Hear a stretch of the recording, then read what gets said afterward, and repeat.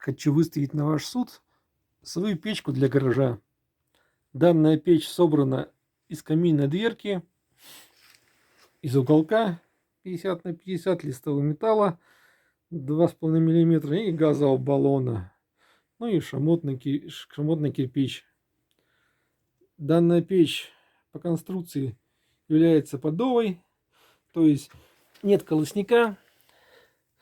Подача воздуха осуществляется централизованно снизу. В дальнейшем будет подавать воздух с улицы для того, чтобы теплый воздух не вгоняло через печку наружу. Регулировка данной печи осуществляется одной задвижкой. Это она находится полностью открыта. Так перекрывает подачу воздуха непосредственно перед каминной дверкой, спереди и снизу. Можно перекрыть воздух целиком. Это перекроет воздух у нас как сверху,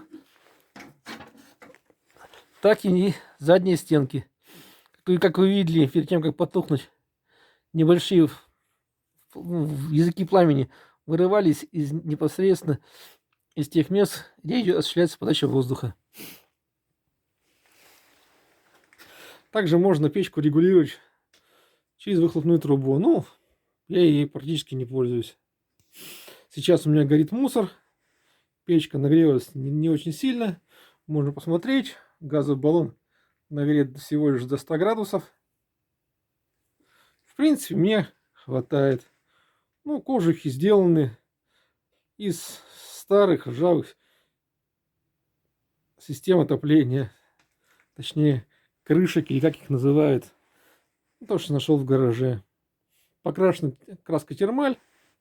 Конечно, она, во-первых, дымила. Сейчас она полностью прогорела, и печка вышла на нормальный режим. Печка меня радует. Даже установил небольшой каминный вентилятор, который вдувает.